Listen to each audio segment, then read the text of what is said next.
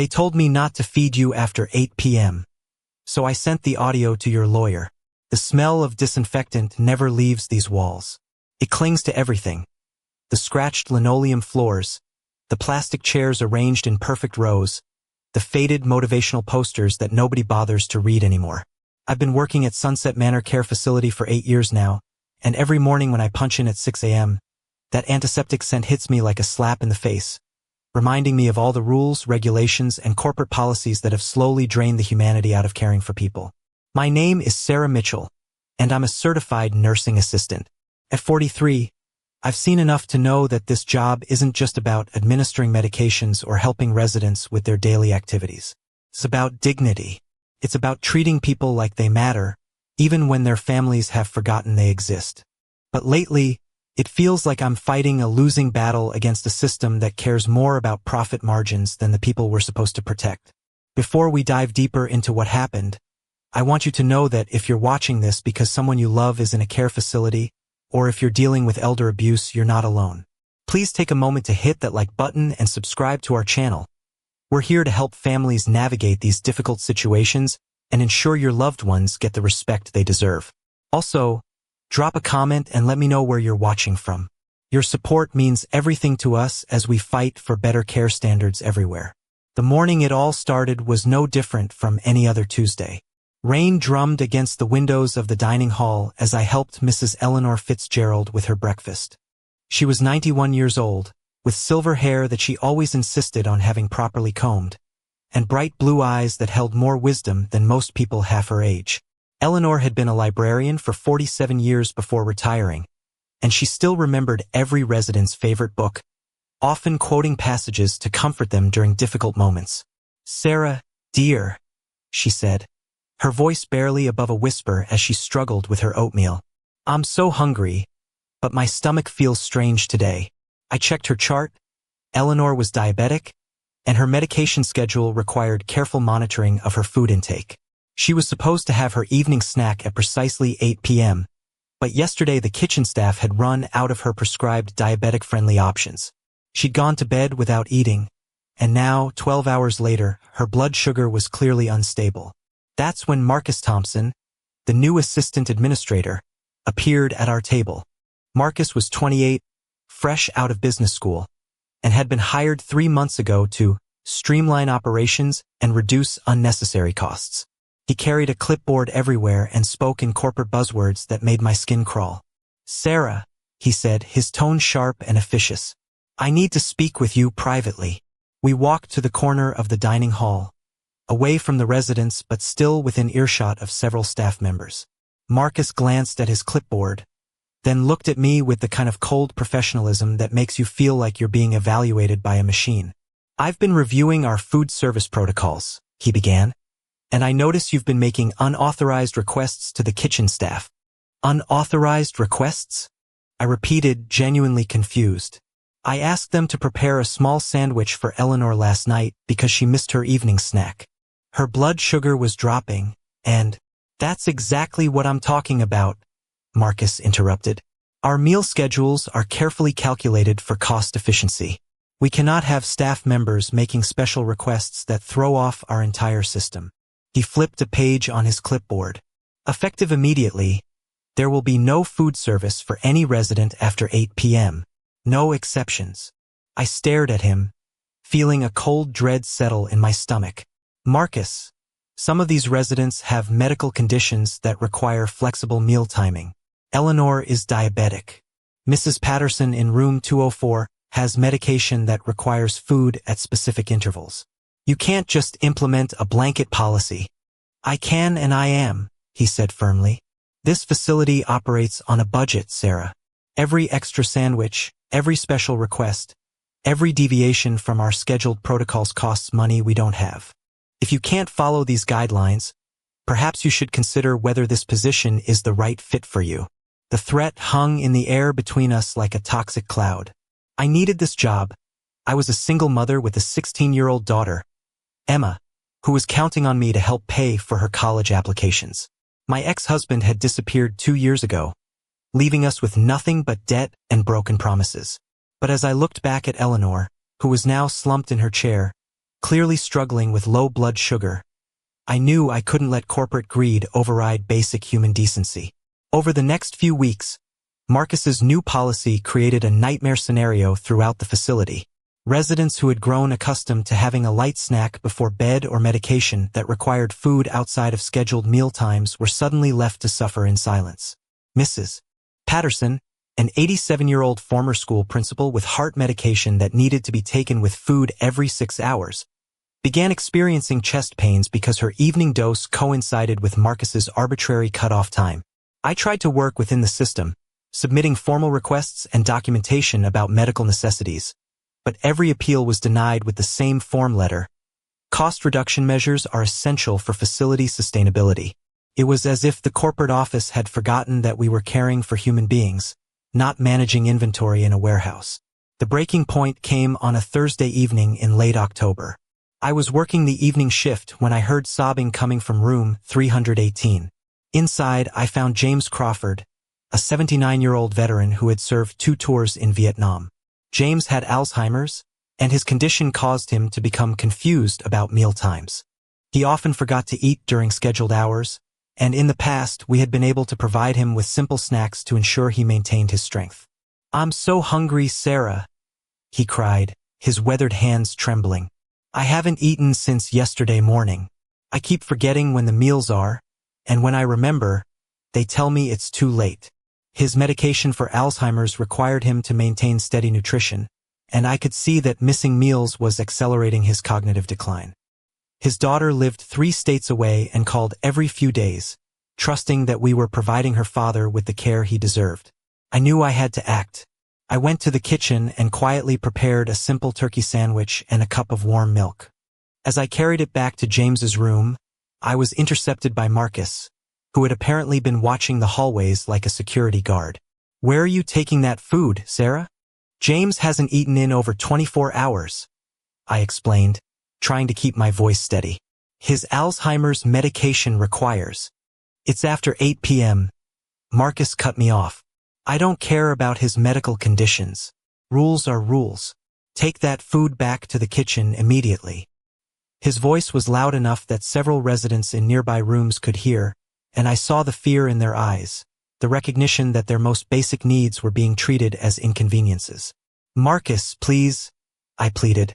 "This is a matter of basic human dignity. James is a veteran who served our country. He's confused and frightened, and he hasn't eaten." "I don't want to hear about dignity or service," Marcus snapped. "This is a business, not a charity. If these residents wanted premium care, they should have planned better for their retirement. Now take that food back, or you'll be written up for insubordination." Something inside me snapped. I had worked in healthcare for 15 years, had held the hands of dying patients, had comforted families during their darkest moments, and I had never encountered such callous disregard for human welfare. I looked at Marcus, this young man who had probably never changed a bedpan or witnessed the fear in an elderly person's eyes, and I made a decision that would change everything. "No," I said quietly. "I won't take this food back. James needs to eat, and I'm going to make sure he does." I turned and walked toward James's room, my heart pounding but my resolve unshakable. Behind me, I heard Marcus speaking into his cell phone, probably calling his supervisor to report my insubordination. That night, I went home and sat at my kitchen table with a yellow legal pad, writing down every incident I had witnessed over the past month. The diabetic resident denied her evening snack.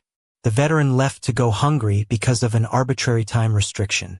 The woman with heart medication who suffered chest pains because her treatment didn't align with corporate meal schedules. I documented dates, times, witnesses, and the specific medical impacts of Marcus's policy. But I knew that written documentation wouldn't be enough. Corporate administrators are experts at dismissing complaints and protecting themselves with layers of bureaucratic language. I needed something more concrete, something that would expose the reality of what was happening at Sunset Manor. So I decided to start recording conversations. The next morning, I arrived at work with a small digital recorder in my pocket. It was completely legal. Our state allows single-party consent for recordings, meaning I could record any conversation I was part of without informing the other party. I had done my research, consulted with a legal aid attorney, and knew exactly what I was doing. My opportunity came during the afternoon shift change. Eleanor Fitzgerald had been experiencing episodes of confusion and agitation, common symptoms of her advancing dementia, but exacerbated by the hunger she experienced due to Marcus's food restrictions. Her daughter, Linda, lived in California and called every few days to check on her mother's condition. When Linda called that day, she specifically asked about her mother's eating habits, expressing concern about Eleanor's recent weight loss. Marcus happened to be nearby when I answered Linda's call, and I deliberately engaged him in conversation about Eleanor's care plan. With the recorder running in my pocket, I asked him directly about the food policy and its impact on residents with medical needs. "Marcus," I said, making sure my voice was clear and audible, "Linda is asking about her mother's nutrition plan. Eleanor missed another meal last night because she was confused about the timing, and she's asking if we can provide flexibility for residents with dementia who may not understand our schedule." Marcus looked annoyed by the question, clearly viewing it as another challenge to his authority. "Sarah, I've already explained this multiple times. We have a strict no food after 8 p.m. policy. I don't care if residents are confused, hungry, or having medical issues. The kitchen closes at 8 p.m., period. If Mrs. Fitzgerald can't remember to eat during scheduled times, that's her problem, not ours." I pressed further, wanting to ensure his callousness was fully captured. "But Marcus, Eleanor has dementia. She literally cannot remember when mealtimes are. And she's diabetic. Missing meals affects her blood sugar levels. Surely we can make exceptions for medical necessities." His response was even worse than I had expected. "Listen, Sarah, these people are old. They're going to die soon anyway. We're not running a 5-star hotel here. If they wanted personalized meal service, they should have saved more money for a luxury facility. My job is to reduce costs, and feeding people outside of scheduled times costs money we don't have." End of discussion. The recording was crystal clear. Marcus had essentially admitted that he viewed the residents as disposable, that their medical needs were secondary to profit margins, and that he was willing to let them suffer to save money on food costs. But I wasn't done. Over the next 2 weeks, I recorded several more conversations, each one revealing the depth of the facility's neglect and Marcus's shocking indifference to resident welfare.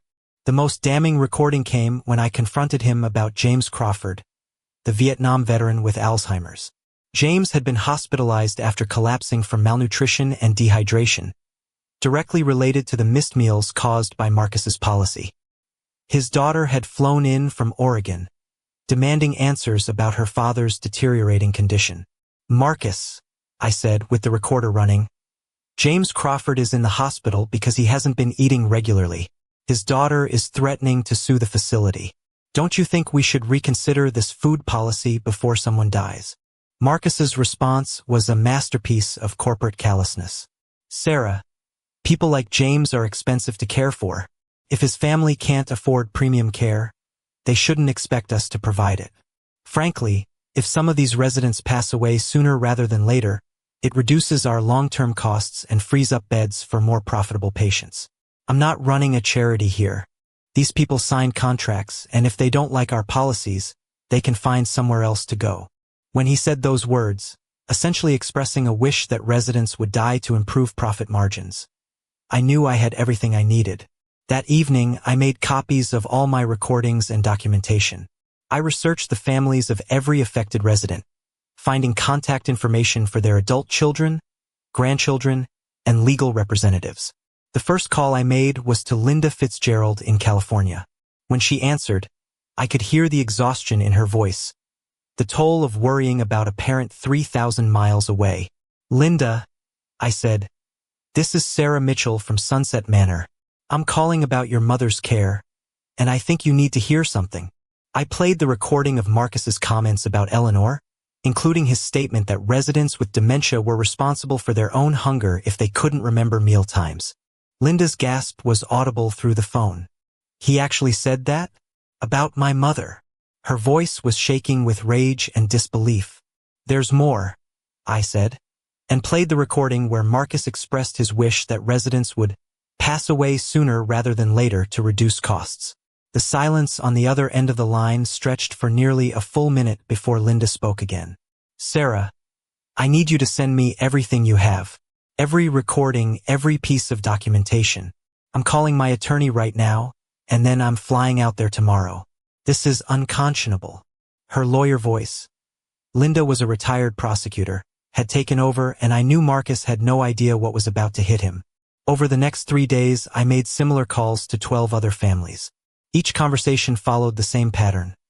Initial shock, followed by outrage, followed by promises of legal action. James Crawford's daughter was particularly devastated when she heard Marcus's comments about wishing residents would die to free up beds. "My father served 2 tours in Vietnam," she sobbed. "He fought for this country, and this is how he's treated in his final years?" The legal avalanche began on a Monday morning. I arrived at work to find the parking lot full of news vans and reporters. Linda Fitzgerald had organized the other families into a coordinated legal response, hiring a law firm that specialized in elder abuse cases. The recordings I had provided became the centerpiece of their case, and within hours, the story was picked up by local and national media. Marcus arrived at work that morning completely unaware of what was waiting for him. He walked through the front door to find a process server, 2 attorneys, a state health inspector, and a crowd of reporters. The look on his face when he realized what was happening was something I'll never forget. The sudden understanding that his callous comments had been recorded and were now public knowledge. The lawsuits came fast and furious. Wrongful death claims, elder abuse charges, violations of state health regulations, and breach of contract suits.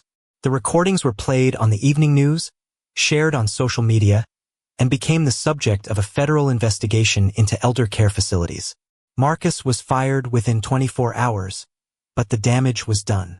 The state health department conducted a surprise inspection and found violations in nearly every aspect of the facility's operations. The corporate owners faced millions of dollars in fines and legal settlements. Several residents were transferred to better facilities, and a court-appointed monitor was assigned to oversee operations until new management could be installed. As for me, I was initially terrified that I would be fired for recording the conversations and contacting the families. But the media attention and legal scrutiny made it impossible for the facility to retaliate. Instead, I found myself testifying before a state legislative committee about conditions in elder care facilities, using my recordings as evidence to support new regulations requiring better oversight and resident protections. The most rewarding moment came 6 months later when I received a letter from Linda Fitzgerald. Her mother had been transferred to an excellent facility near Linda's home in California, where she was receiving proper nutrition and medical care. "Sarah," the letter read, "you saved my mother's life. But more than that, you reminded me that there are still people in this world who will stand up for what's right, even when it's difficult. Thank you for your courage." James Crawford recovered from his hospitalization and was also transferred to a facility near his daughter's home, where he was receiving specialized Alzheimer's care. His daughter called to tell me that he had gained back the weight he lost and was participating in activities designed for veterans. "He talks about you sometimes," she said. "In his clearer moments, he remembers that you were the one who tried to feed him when everyone else said no." The policy changes that resulted from our case extended far beyond Sunset Manor. The state legislature passed new regulations requiring care facilities to accommodate residents' medical dietary needs, regardless of time restrictions. Facilities that failed to provide adequate nutrition could face immediate license suspension and criminal charges for elder abuse. Today, I work as a patient advocate, helping families navigate the complex world of elder care and ensuring that residents receive the dignity and respect they deserve. The recordings I made that autumn became part of a national database of elder abuse evidence, used to train inspectors and prosecutors across the country. Sometimes people ask me if I regret taking such a big risk, if I was scared about the potential consequences of challenging the system. The truth is, I was terrified every day. I was a single mother who needed her job, going up against a corporate machine that had millions of dollars and teams of lawyers. But every time I looked at Eleanor's confused face when she was hungry, or saw James crying in his room because he'd been denied a simple sandwich, I knew I had no choice. The greatest lesson I learned from this experience is that evil often wears a suit and carries a clipboard. It speaks in corporate buzzwords and hides behind policies and procedures. But at its core, it's just people choosing profit over human dignity, convenience over compassion.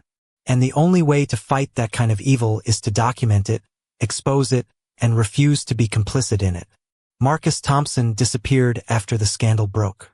I heard he moved to another state and found work in a different industry, far away from elder care. I hope he learned something from what happened, but I suspect he simply found new ways to prioritize profits over people.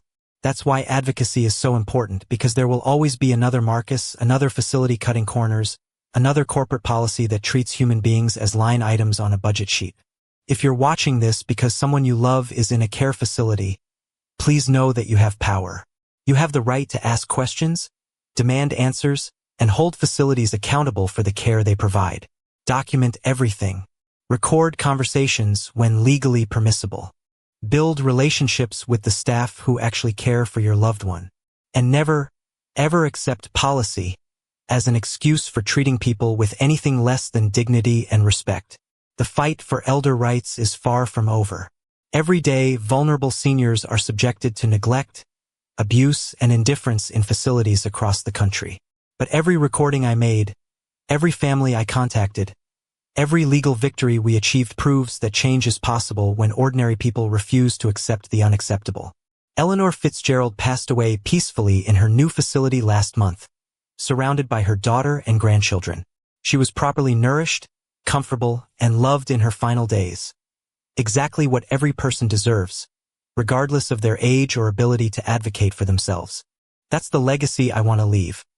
A world where being old doesn't mean being disposable, where hunger is treated as an emergency rather than an inconvenience, and where those who care for our most vulnerable citizens are empowered to put humanity before profit.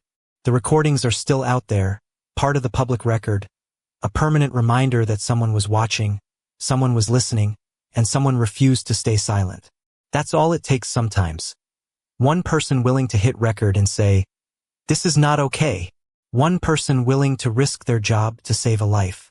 One person who remembers that behind every policy, every procedure, every cost-cutting measure, there's a human being who deserves better. And if you're that person in your situation, if you're witnessing injustice and wondering whether you should speak up, let me tell you, the risk is worth it. The fear is temporary, but the knowledge that you stood up for someone who couldn't stand up for themselves, that lasts forever. Document everything, trust your instincts, and remember that sometimes the most powerful weapon against institutional cruelty is simply refusing to be silent about it. The disinfectant smell is still there when I visit care facilities in my advocacy work, but now it doesn't fill me with dread. It reminds me that behind every sterile policy and corporate directive, there are real people living real lives, and they deserve someone who will fight for them when they can't fight for themselves. That's what the recordings taught me, that the truth, when properly documented and courageously shared, is the most powerful force for change we have. So thank you for listening to my story, for caring about elder rights, and for being part of the solution. Together, we can ensure that no one has to choose between following orders and doing what's right, and that every person, regardless of age, receives the dignity and respect they deserve.